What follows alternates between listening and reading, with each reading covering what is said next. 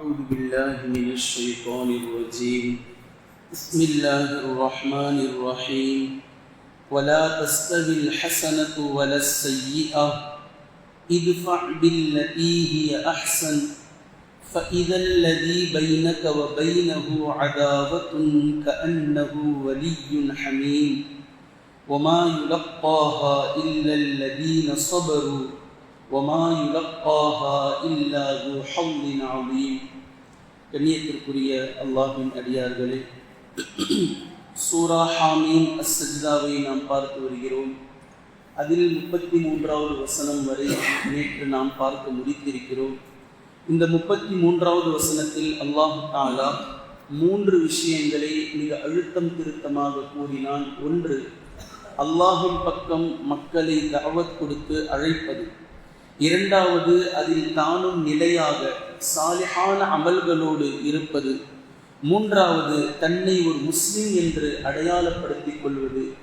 இந்த மூன்றும் இருந்து இப்படி பேசுபவரை விட, சொல்பவரை விட அழகான சொல்லில் இருப்பவர் யார் என்று அல்லாஹு தஆலா கேள்வியை எழுப்பிவிட்டு இப்போது அடுத்த வசனத்தில் 34, 35வது வசனத்தில் 4வது ஒரு விஷயத்தை அல்லாஹு தஆலா பேசுகின்றான். இந்த 3 விஷயங்களை தொடர்ந்து 4வது ஒரு விஷயத்தை அல்லாஹு தஆலா பேசுகின்றான். அல்லாஹ் இப்படி துவங்குகின்றான், அதை வலா தஸ்தவில் ஹஸனத்து வலஸ் ஸய்யிஅ, நன்மையும் தீமையும் ஒருபோதும் சமமாக மாட்டாது.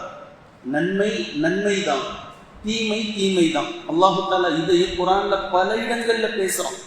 இன்று ஓதிய சூரா சஜ்தாவிலும் அல்லாஹு தஆலா முஃமினையும் ஃபாசிகையும் கம்பேர் பண்ணி பேசுறான். அஃப அமின முஃமினன் கமன் கான ஃபாசிகல் லா யஸ்தவூன். ஒரு முஃமின் ஃபாசிக் ஒருபோதும் லா யஸ்தவூன் சமமாக மாட்டார்கள். முஃமின் தான், ஃபாசிக் பாவி தான். அல்லாஹு தஆலா இதை இல்மு உள்ளவர்களும் இல்மு இல்லாதவர்களும் ஒருபோதும் சமமாக மாட்டார்கள் என்றும் அல்லாஹு தஆலா பேசுகின்றான். கல்வி அறிவு உள்ளவர்கள் கல்வி அறிவு உள்ளவர்கள் தான், கல்வி அறிவு இல்லாதவர்கள் தான் என்று அல்லாஹ் பேசுகின்றான். இதை இப்படியும் பேசுகின்றான், பார்வை இருப்பவரும் பார்வை இல்லாதவர்களும் சமமாக மாட்டார்கள். இப்படி அல்லாஹு தஆலா இந்த தீன் இஸ்லாம் இதை வைத்து அல்லாஹு தஆலா இவ்வளவு தெளிவாக பேசுகின்றான். நன்மையும் தீமையும் ஒருபோதும் சமமாக மாட்டாது. எனவே இத்ஃபா பில்லதி ஹிய அஹ்ஸன் فإذا الذي بينك وبينه عداوة كأنه ولي حميم. நபியே, நீங்கள் நன்மையை கொண்டு தீமையை தடுப்பீராக. உங்ககிட்ட யாராவது அராத்துல நடக்கிற அநியாயம் செய்கிறார், அதிகாரத்துல இருக்கிறார், அநியாயத்தின் உச்சத்துக்கு அவர் போறார், அதுக்கு ஈக்குவலா நீங்க இறங்காதீங்க, நீங்க அதுல போகாதீங்க. நீங்கள் நன்மையை கொண்டு அவருக்கு பதிலடி கொடுங்கள். உமர் இப்னுல் ஹத்தாப் ரலியல்லாஹு அன்ஹு அவர்கள் அவ்வப்போது சொல்வார்கள், உங்களிடத்தில் அல்லாஹுக்கு அடிபணியாமல் உங்களிடத்தில் நடந்து கொண்ட ஒருவருக்கு நீங்கள் கொடுக்கும் தண்டனை என்பது நீங்கள் அவரிடத்தில் அல்லாஹுக்கு கீழ்ப்படிந்து நடப்பதாகும். இது உமர் இப்னுல் ஹத்தாப் ரலியல்லாஹு அன்ஹு அவர்கள் சொன்ன வார்த்தை. இப்போ அல்லாஹும் இந்த இடத்துல அதுதான் நபி ஸல்லல்லாஹு அலைஹி வஸல்லம் அவர்களுக்கும் உலகத்தினுடைய ஒட்டுமொத்த முஃமின்களுக்கும் அல்லாஹு தஆலா சொல்லக்கூடிய மிக அழகான ஒரு பாயிண்ட். அவர்கள் உங்களிடத்தில் அத்துமீறினால், அவர்கள் உங்களிடத்தில் தீமையை கொண்டு வந்தால், நீங்கள் நன்மையை கொண்டு அந்த தீமைக்கு பதிலடி கொடுங்கள். இப்படி செய்வதனால் உங்களுடைய கெட்டவர் கூட, விரோதி கூட, எதிரி கூட நண்பனாக ஆகிவிடக்கூடும். கஅன்னஹு வலியுன் ஹமீம் பைனக வ பைனஹு அதாவா, உங்களுக்கும் அவருக்கும் இடையில் இருக்கக்கூடிய ஒரு பகைமை நீங்கி அவர் உங்களுக்கு உற்ற நண்பராக ஆகலாம் என்று அல்லாஹு தஆலா கூறுகின்றான். மேலும் இப்படிப்பட்ட தன்மை இருக்கு பார்த்தீங்களா, அதாவது ஒருவர் நமக்கு கெடுதல் செய்கிறார், ஆனால் நாம அவருக்கு நன்மை தான் செய்கிறோம். ஒருவர் நம்மிடத்தில் அத்துமீறுகிறார், ஆனால் நாம் அவரை போன்று அத்துமீறுவதில்லை. ஒருவர் நம்மிடத்தில் முறை தவறி பேசுகிறார், ஆனால் நாம் மௌனமாகி இருக்கிறோம். நம்முடைய வாயிலிருந்து எந்த கெட்ட வார்த்தையோ எந்த தவறான வார்த்தைகளோ இல்லை. இப்படி இருப்பதென்பது மிகப்பெரிய விஷயம். இது எல்லோராலும் முடிந்து விடாது. இது அல்லாஹ்வே சர்டிஃபிகேட் கொடுக்கிறான். வமா யுலக்காஹா இல்லல்லதீன ஸபரு, பொறுமையினுடைய உச்சியில் யார் இருக்கிறார்களோ அவர்களை தவிர இதை யாராலும் செய்ய முடியாது. அதாவது தீமை உங்களிடத்தில் ஒருவர் செய்கிறார், அதற்கு நன்மையான முறையில் அவரிடத்தில் நடக்கக்கூடிய இந்த பண்பு, இந்த குணம் பொறுமையினுடைய உச்சியில் இருப்பவரை தவிர வேறு யாராலும் செய்ய முடியாது. வமா யுலக்காஹா இல்லா து ஹவ்லின் அதீம். அதே போன்று மகத்தான ஒரு நபரை தவிர இதை வேறு யாராலும் செய்ய முடியாது என்று அல்லாஹு தஆலா பேசக்கூடிய இந்த வசனத்தை நபி ஸல்லல்லாஹு அலைஹி வஸல்லம் அவர்களோடு பல சம்பவங்களில் நாம் ஒட்டு பார்க்கலாம். நபி ஸல்லல்லாஹு அலைஹி வஸல்லம் அவர்களை பின்பற்றுகிறோம் என்று நாம் சொல்லிக் கொள்கிறோம். நபி ஸல்லல்லாஹு அலைஹி வஸல்லம் அவர்கள் எங்களுடைய உயிர் மூச்சு என்று நாங்கள் சொல்லிக் கொள்கிறோம். நபி ஸல்லல்லாஹு அலைஹி வஸல்லம் அவர்களுடைய வாழ்க்கை நெறிமுறைதான் எங்களுடைய வாழ்வு என்று நாம் சொல்லிக் கொள்கிறோம். இப்ப பாருங்க, நபி ஸல்லல்லாஹு அலைஹி வஸல்லம் அவர்கள் சஹாபாக்களோடு இருக்கக்கூடிய நேரத்தில் மஸ்ஜிதுன் நபவியில் ஒரு பது வந்து சிறுநீர் கழிக்கிறார். இப்ப இதை பார்த்ததும் சஹாபாக்கள் கடுமையான கோபத்தில் அவரை தாக்குவதற்காக முற்படுகிறார்கள். நபி ஸல்லல்லாஹு அலைஹி வஸல்லம் அவர்கள் சஹாபாக்களை தடுத்து நிறுத்துறாங்க. இருங்க, ஏன் அவசரப்படுறீங்க? ஏன் இவ்வளவு வேகம்? ஏன் கோபம்? தடுத்து நிறுத்துறாங்க. தடுத்து நிறுத்தியதோடு மட்டும் இல்லாமல் சிறுநீர் கழிக்கிறவர் அப்படியே ஸ்டாப் பண்ணல, அவரை சிறுநீர் கழிக்க விடுங்கள். இப்படி ஒரு மனிதத்தின் தத்துவத்தை எங்கேயுமே பார்க்க முடியாது. உலகத்தில் எந்த ஒரு தலைவரிடத்திலும் பார்க்க முடியாது. சிறுநீர் கழிப்பது தவறு, ஆனால் அது ஒரு மனிதனையும் இருக்கு. சிறுநீரை திடீர்னு ஸ்டாப் பண்ண அவருக்கு ஏதாவது பிரச்சனை ஏற்படலாம். விடுங்க, அவர் சிறுநீர் கழிக்கட்டும். பள்ளிவாசனுடைய ஒரு ஓரத்தில் அவர் கழித்துக் கொண்டிருக்கிறார், இருந்தும் விடுங்கள், அவர் சிறுநீர் கழிக்கட்டும். அவர் சிறுநீர் கழிச்சு முழுமையாக முடித்ததற்கு பின்னால் நபி ஸல்லல்லாஹு அலைஹி வஸல்லம் அவர்கள் அவரை கூப்பிடுறாங்க. ஆனா அவர் பயந்துட்டார். அந்த முஸ்லிம்களுடைய பெரிய குழுமம் இருக்கிறது. சஹாபாக்கள் அடிக்க எழுந்தார்கள். நபி ஸல்லல்லாஹு அலைஹி வஸல்லம் அவர்கள் தடுத்து நிறுத்தியும் அவருடைய உள்ளத்துல பயம் இருக்குது, என்ன செய்வாங்களோ என்ன சொல்வாங்களோ. நபி ஸல்லல்லாஹு அலைஹி வஸல்லம் அவர்கள் அவரை அருகில் அமர வைத்து அவருடைய தோளில் கையை வைத்து, இது அல்லாஹை வணங்குவதற்கான இடம், இது பள்ளிவாசல், இங்கே இந்த மாதிரி கழிப்பது தவறு என்ற ஒரே ஒரு உபதேசம் தான் அவர் திருந்தி விட்டார் என்பதை நாம் வரலாற்று ரீதியாக பார்க்கிறோம். இது தீமை ஒருவர் செய்தாலும் அவருக்காக நாம் திருப்பி தரக்கூடிய நன்மை அவருடைய உள்ளத்தை பிடுங்கி எறிய வேண்டும். நபி ஸல்லல்லாஹு அலைஹி வஸல்லம் அவர்கள் ஒரு இடத்தில் கடன் பெற்று இருந்தார்கள், கடன் வாங்கி இருந்தார்கள். நபி ஸல்லல்லாஹு அலைஹி வஸல்லம் அவர்களுடைய வறுமை கடனை கரெக்டா திருப்பி கொடுக்க முடியல, கஷ்டத்துல இருந்தாங்க. திடீரென்று அவர் வந்தார் ஒரு நாள் மஸ்ஜிதுன் நபவி, சஹாபாக்களுக்கு மத்தியில கடனை இப்ப திருப்பி தருவீங்க அப்படின்னு சொல்லி கோபப்பட்டு நபி ஸல்லல்லாஹு அலைஹி வஸல்லம் அவர்களுடைய சட்டையை பிடித்து விட்டார். நபி ஸல்லல்லாஹு அலைஹி வஸல்லம் அவர்களின் மீது உயிரே வைத்திருக்கக்கூடிய சஹாபாக்கள் இதை பார்த்து எப்படி இருப்பார்கள்? கோஷப்பட்டு கோபப்பட்டு வாளை உருவி விட்டார்கள். யாரின் மீது நீ கையை வைக்கிற? நபி ஸல்லல்லாஹு அலைஹி வஸல்லம் அவர்கள் சஹாபாக்கள் ஒட்டுமொத்த நபர்களையும் தடுத்து நிறுத்தி உமர் ரலியல்லாஹு அன்ஹு அவர்களை அழைத்து, ஏன்னா அவங்க தான் அதிகமாக கோபப்பட்டாங்க, எப்படி பதிலடி கொடுக்குறாங்க பாருங்க. உமர் ரலியல்லாஹு அன்ஹு அவர்களை அழைத்து, இவரிடத்தில் நான் கடன் வாங்கியிருந்தேன், அவர் கடன் கேட்பது நான் சரியான நேரத்தில் கொடுக்க முடியலன்ற கோபத்தில் அவர் வந்திருக்கிறார். அவருக்கு உரிமை இருக்கு. அவர் என்னுடைய சட்டையை பிடிப்பதற்கு, என்கிட்ட அவர் கோபப்படுவதற்கு அவருக்கு உரிமை இருக்கு. நீங்கள்லாம் அமைதியா இருங்க என்று சொல்லி, உங்களிடம் இருந்தால் இவருக்கான கடனை கொடுங்கள், நான் கொஞ்சம் தாமதம் செஞ்சிட்டேன், நீங்கள்லாம் அவரை அடிப்பதற்காக முற்பட்டு விட்டீர்கள், அதனால கொஞ்சம் சேர்த்து கொடுங்க, நான் கொடுக்க வேண்டிய கடனை விட கொஞ்சம் சேர்த்து. அவரை நம்ம மனம் நோக்கடிச்சு வைப்போம். கடன் கேட்க வந்தா எல்லாம் அடிக்க வராங்க என்று அவர் வெளியே சென்று சொல்லுவார். அப்படி ஆகக்கூடாது, அவரை சந்தோஷப்படுத்தி அனுப்பி வையுங்கள் என்று நபி ஸல்லல்லாஹு அலைஹி வஸல்லம் அவர்கள் சொன்ன இந்த தத்துவம் நீங்கள் ஹதீஸ்களிலே பார்க்கலாம். அதே போன்று ஹுதைபியாவினுடைய உடன்படிக்கை, அந்த ஒப்பந்தம் ஒட்டுமொத்தமும் இஸ்லாத்திற்கு முரணாக நபி ஸல்லல்லாஹு அலைஹி வஸல்லம் அவர்களை காக்கி எழுதப்படுகின்றது ஒப்பந்தம். உங்ககிட்ட இருந்து யாராவது ஒருத்தர் வந்துட்டாக்கா மக்கால நாங்க வச்சுப்போம், ஆனா எங்களிடத்திலிருந்து யாரேனும் மதீனாவிற்கு வந்து விட்டால் நீங்கள் திருப்பி அனுப்பிடணும். முஹம்மது ரசூலுல்லாஹ் என்ற பேர்ல அந்த ரசூலுல்லாஹ் இல்லைங்க, நாங்க முஹம்மது கிட்ட தான் உடன்படிக்கை செய்ய வந்திருக்கோம். ரசூலுல்லாஹ்னு சொல்லி நாங்க ஏற்றுக்கிறதா இருந்தாலும் இந்த உடன்படிக்கை தேவையில்லையே, அழிங்காத. என்னென்ன பேசினார்கள், என்னென்ன செய்தார்கள், சஹாபாக்கள் கொந்தளிக்கிறார்கள். உமர் ரலியல்லாஹு அன்ஹு அவர்களுடைய ரோஷம் முட்டி கொண்டு வருகிறது. அல்லாஹ்வின் தூதரே, நாம் சத்தியத்தில் இல்லையா, நாம் உண்மையான மார்க்கத்தில் இல்லை, ஏன் இவர்களிடத்தில் பணிந்து போக வேண்டும்?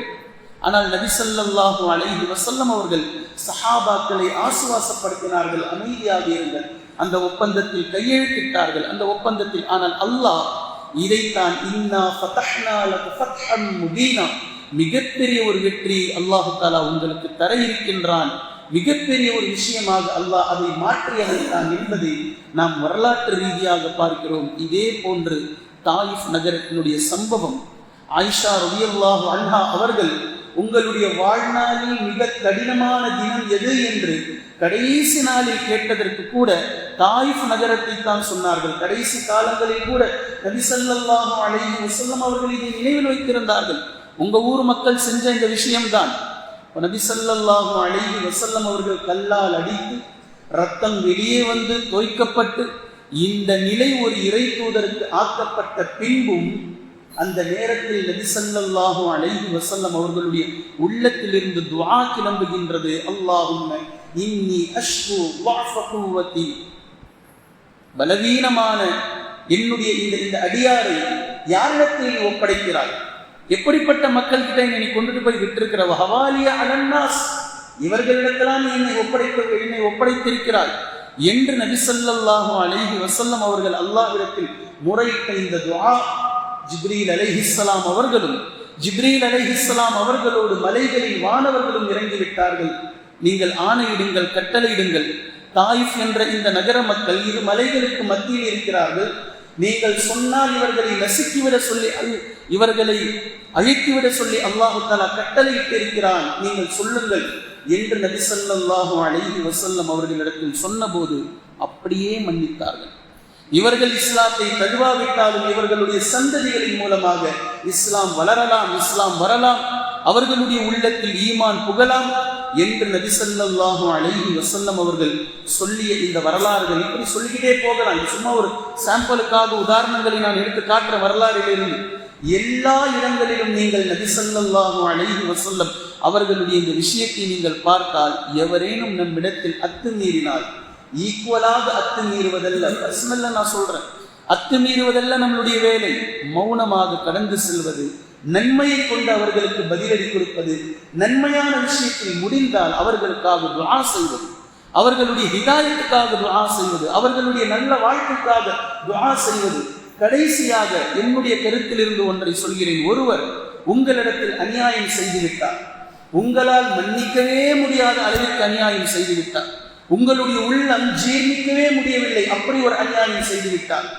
அவர் உங்களிடத்தில் மன்னிப்பு கேட்கவும் இல்லை, கடைசி வரை மன்னிப்பு கேட்கவும் இல்லை, கடைசியில் அவர் இறந்தும் போய்விட்டார். உங்களுக்கு அநீதம் இழைத்தவர் உங்களிடத்தில் மன்னிப்பு கேட்காமல் இருந்தும் அவர் இறந்தும் போய்விட்டார். என்னுடைய ரிக்வெஸ்ட் என்னவென்றால், நீங்கள் அவருடைய ஜனாசாவில் கலந்து கொள்ளுங்கள், அவருக்காக துஆ செய்யுங்கள். அவர் இறந்து விட்டார் என்ற செய்தி உங்களுக்கு பின்னாளில் கேள்விப்பட்டாலும் அவருடைய கபருக்கு செல்லுங்கள். யா அல்லாஹ், உன் சாட்சியாக இவர் எனக்கு செய்த அநீதத்தை நான் மன்னித்து விட்டேன், நீயும் இவரை மன்னித்து விடு, இவரை மன்னிச்சிருது. ஏனென்றால் இனி இவர் உயிரோடு இல்லை, இறந்து போயிட்டார், எனக்கு அநீதம் தான் இழைத்தார் என்றாலும் இப்போது அவர் உயிரோடு இல்லை. நீ அவரிடத்தில் எப்படி நடந்து கொண்டிருக்கிறாய் என்பதை நீயே அறிவாய். அவர் என்ன நன்மை செய்தார், என்ன பாவம் செய்தார் என்பதெல்லாம் எனக்கு தெரியாது. ஆனால் எனக்கு அநீதம் செய்திருக்கிறார் என்றாலும் பரவாயில்லை, நான் இவரை மன்னிக்கிறேன், நீயும் இவரை மன்னித்து விடு, இவருடைய தண்டனைகளை குறைத்து விடு, இவருடைய கபரை விரிவாக்கு, இவருடைய கபரை ஒளிமயமாக்கு, நாளை மறுமையில் உன்னுடைய அரசுடைய நிழலுக்கு கீழாக இவருக்கு நிழலை கொடு, உன்னுடைய பொருத்தத்தில் கொண்டு வந்துவிடு, இவருக்கு ஜன்னத்துல் ஃபிர்தௌஸ் என்ற சொர்க்கத்தை நீ கொடு என்று துஆ செய்துவிட்டு அங்கிருந்து திரும்புங்கள். இதுதான் ஒரு முஃமினுடைய அழகான பண்பு, இதுதான் தீன், இதுதான் இஸ்லாம். இதற்காகத்தான் நபி ஸல்லல்லாஹு அலைஹி வஸல்லம் அவர்கள் 23 ஆண்டுகள் பாடுபட்டார்கள். இப்படி இருக்கக்கூடிய அளவில் குர்ஆனையும் ஹதீஸையும் கொண்டு நம்முடைய உள்ளத்தை திடப்படுத்துவதுதான் நம்முடைய உள்நோக்கம், நம்முடைய கான்செப்டாக இருக்க வேண்டும். இப்படி இருப்பதுதான் நம்முடைய சரியான திடமான உள்ளம் என்பதை, ஒரு வீரனான முஃமின் என்பதை நம்மால் புரிந்து கொள்ள முடியும். இதைத்தான் இந்த இடத்தில் அல்லாஹு தஆலா மிக அழகாக, நன்மையும் தீமையும் சமமாக மாட்டார். அவர் உங்களுக்கு அநீதம் இழைச்சிட்டு மௌத்தா போனார், நீங்கள் அவருக்கு பதிலடி கொடுக்கவில்லை, அநீதம் இழைக்கவில்லை, அவரிடத்தில் அத்துமீறவில்லை. ஆனால் நீங்க போய் அவருடைய ஜனாசாவில் செய்யக்கூடிய நன்மையான துஆ, அவருடைய கபரில் சென்று செய்யக்கூடிய இந்த துஆ ஒருபோதும் அவர் செய்த அநீதத்திற்கும் இந்த நன்மைக்கும் சமமாகாது. நீங்கள் அல்லாஹ்விடத்தில் எங்கோ உயர்ந்து விடுவீர்கள், உங்களுடைய தரஜா அல்லாஹ்விடத்தில் எங்கோ சென்று விடும். அந்த தர்ஜாவினுடைய அந்தஸ்திற்கு அளவே இல்லை. அப்படி நீங்க செய்யணும். இத்ஃபா பில்லதி ஹிய அஹ்ஸன் ஃபஇதல் லதி பைனக வ பைனஹு அதாவா கஅன்னஹு வலிய்யுன் ஹமீம். நன்மையை கொண்டு தீமையை நீங்கள் தடுத்துக் கொள்ளுங்கள் என்று அல்லாஹு தஆலா இந்த வசனத்தில் கூறி பின்பு கடைசி அல்லாஹு தஆலா சொல்வதுதான் ஹைலைட். இப்படி எல்லோராலும் முடியாது. பொறுமையினுடைய உச்சத்தில் இருப்பவர்களுக்கும் அதே போன்று சாந்தமான குணம் கொண்டு மிக பொறுமையினுடைய அதீதியில் இருப்பவருக்கும் தான் இது சாத்தியம் என்று அல்லாஹு தஆலா கூறுகின்றான். அல்லாஹ்விடத்தில் இன்ஷா அல்லாஹ் நாம் துஆ கேட்போம், யா அல்லாஹ் அந்த பொறுமைசாலிகளுடைய கூட்டத்தில் எங்களை சேர்த்து அருள். எங்களுடைய வீரம் எல்லாம் இது போன்ற விஷயத்திற்கு இருக்கக்கூடாது. உன்னுடைய தீனுக்கு யார் எதிராக இருக்கிறார்களோ அந்த நேரத்தில் எங்களுடைய சக்தியையும் வீரத்தையும் அவர்களுக்கு எதிராக நாங்கள் வெளிப்படுத்த வேண்டும். அப்படி வாய்ப்பை கொடு. இனக்குகளுக்கும் பிணக்குகளுக்கும் சண்டை சச்சரவுகளுக்கு இடையில் இதற்கெல்லாம் நாங்கள் முறித்துக் கொண்டு இஸ்லாமியர்களுக்கு மத்தியில் பிரச்சனைகளில் நாங்கள் இருக்கக்கூடாது என்று அல்லாஹ்விடத்தில் துஆ செய்து இந்த பட்டியலில் பொறுமைசாலிகளுடைய உச்சத்தினுடைய பட்டியலில் இருக்கக்கூடிய அந்த பட்டியலில் அந்த ஜமாத்தில் அல்லாஹு தஆலா நம்மை சேர்த்தருள் புரியட்டும் என்று அல்லாஹ்விடத்தில் துஆ கேட்போம். சூரா ஆமீன் சஜ்தாவினுடைய 35 வசனங்களை நாம் பார்த்திருக்கிறோம். இன்ஷா அல்லாஹ் இதனைத் தொடர்ந்து அல்லாஹு தஆலா என்ன பேசுகின்றான் என்பதை தொடர்ச்சியாக நாம் பார்க்கலாம். குர்ஆனையும் ஹதீஸையும் தெளிவாக விளங்கக்கூடிய நன்மக்களாகவும் அதை நடைமுறைப்படுத்தக்கூடிய மக்களாகவும் அல்லாஹ் நம்மை ஆக்குவானாக. சுப்ஹானல்லாஹும்ம பிஹம்திக அஷ்ஹது அன் லா இலாஹா இல்லா அன்த